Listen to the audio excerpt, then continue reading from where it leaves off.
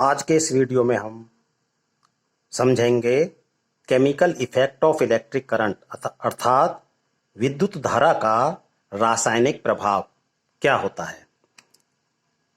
देखिए, जैसे हमने विद्युत धारा के अन्य प्रभाव जैसे विद्युत धारा का चुंबकीय प्रभाव, विद्युत धारा का ऊष्मीय प्रभाव का अध्ययन किया है, उसी प्रकार विद्युत धारा का रासायनिक प्रभाव भी होता है।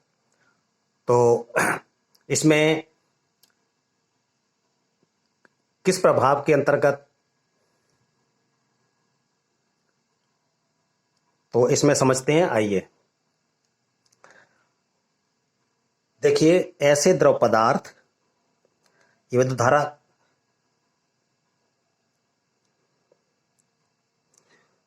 धारा का रासायनिक प्रभाव क्या होता है, आइए समझते हैं। देखिए, ऐसे द्रव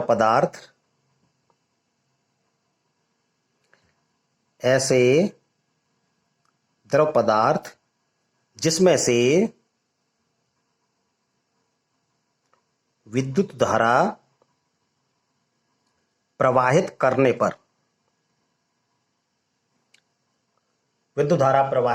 पर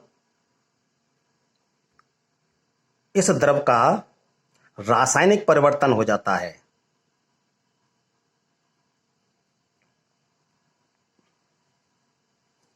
रासायनिक परिवर्तन हो जाता है, विद्युत धारा का रासायनिक प्रभाव कहलाता है। जैसे एक सेल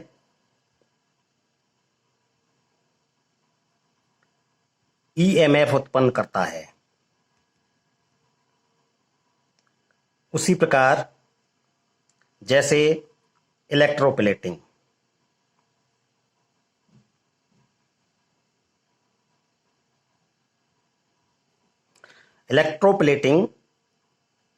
किसे कहते हैं? देखिए, एक धातु पर दूसरी धातु की परत चढ़ाना इलेक्ट्रोप्लेटिंग कहलाता है।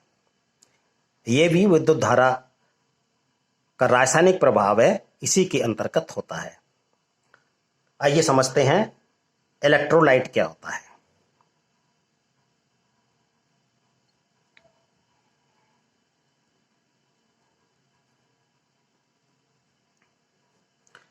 शुद्ध जल जो होता है,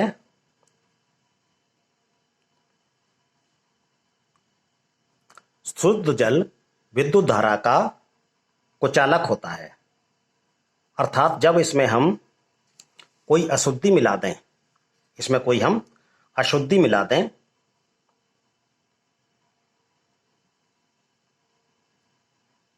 जैसे नमक मिला दें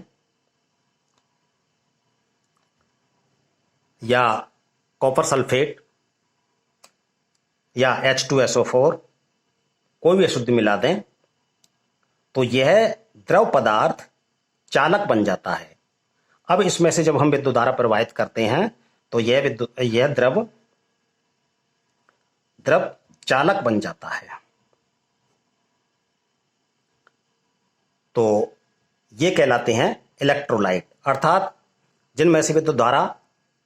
जिन द्रवों में से विद्युत धारा प्रवाहित हो जाती है, उनको हम इलेक्ट्रोलाइट कहते हैं। आइए समझते हैं विद्युत विश्लेषण।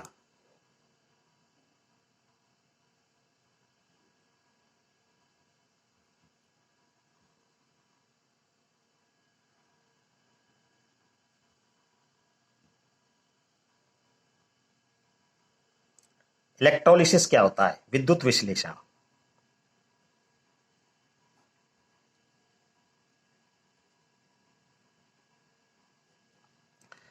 देखिए, AgNO3 CuSO4 H2SO4 ZnCl2 इनमें से जब हम विद्युत धारा प्रवाहित करते हैं तो इस द्रव का रासायनिक परिवर्तन हो जाता है, और जो रासायनिक परिवर्तन की जो प्रक्रिया है, रासायनिक परिवर्तन की प्रक्रिया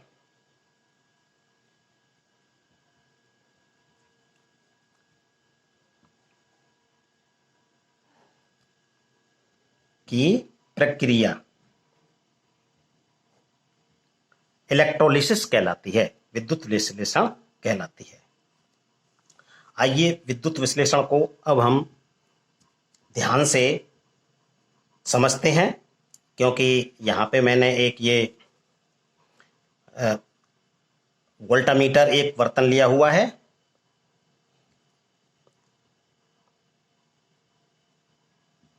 वोल्टामीटर किसे कहते हैं? वोल्टामीटर अर्थात ऐसा एक बर्तन जिसमें विद्युत विश्लेषण की प्रक्रिया संपन्न करवाई जाती है। इलेक्ट्रोड,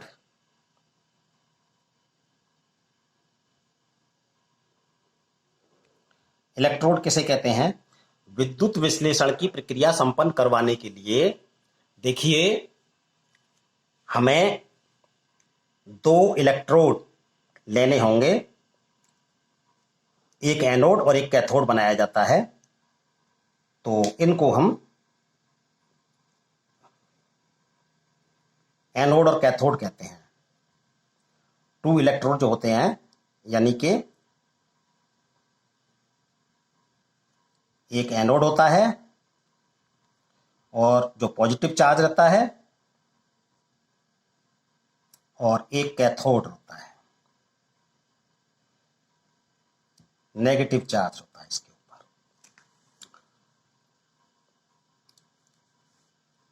देखिए इसमें आगे हम समझने के लिए हमने एक वोल्टामीटर लिया है, इसमें CuSO4 का घोल लिया हुआ है, इलेक्ट्रोलाइट जिसको कहेंगे हम, और दो कॉपर के इलेक्ट्रोड, एक ये और एक दूसरा ये। इसको हमने यहां पर एक बैटरी सोर्स है, डीसी सप्लाई सोर्स, इसको नेगेटिव सप्लाई के साथ में हमने जोड़ा है, और इसको पॉजिटिव सप्लाई के साथ में एक स्विच और एम्पियर मीटर के थ्रू एनोड को जोड़ा है। तो डीसी सप्लाई सोर्स के पॉजिटिव सिरे से जिस इलेक्ट्रोड को जोड़ा जाता है एनोड कहलाता है, अर्थात इससे विद्युत धारा विलयन में प्रवेश करती है, और कैथोड से विद्युत धारा विलयन से बाहर निकलती है।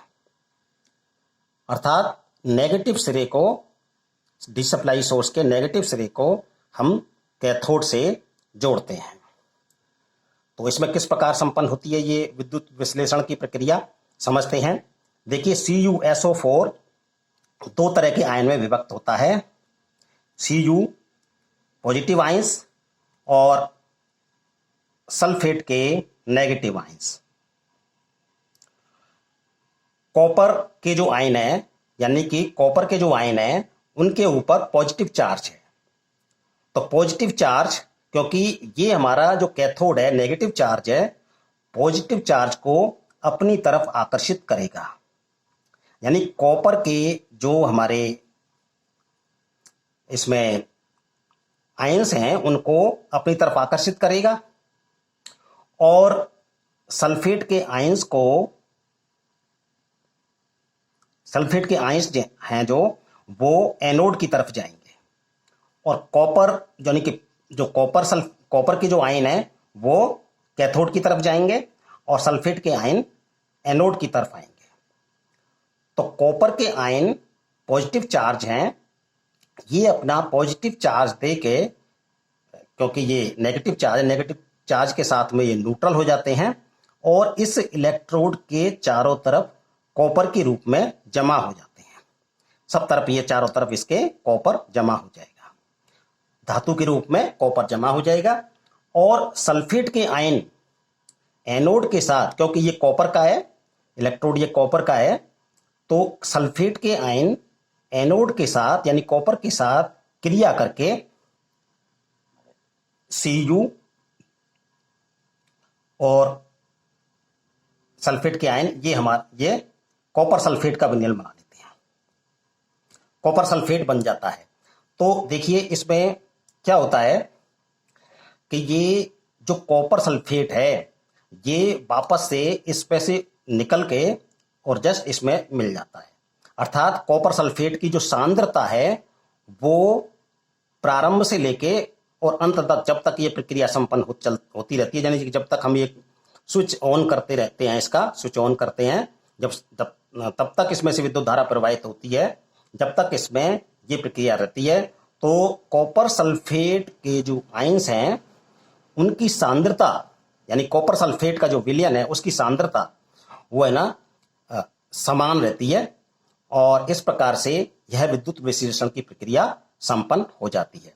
स्विच, यहां पर जो स्विच लगाया है विद्युत धारा को नियंत्रित करने के लिए, ऑन ऑफ करने के लिए, और ये एम्पियर मीटर विद्युत धारा का मान मापने के लिए।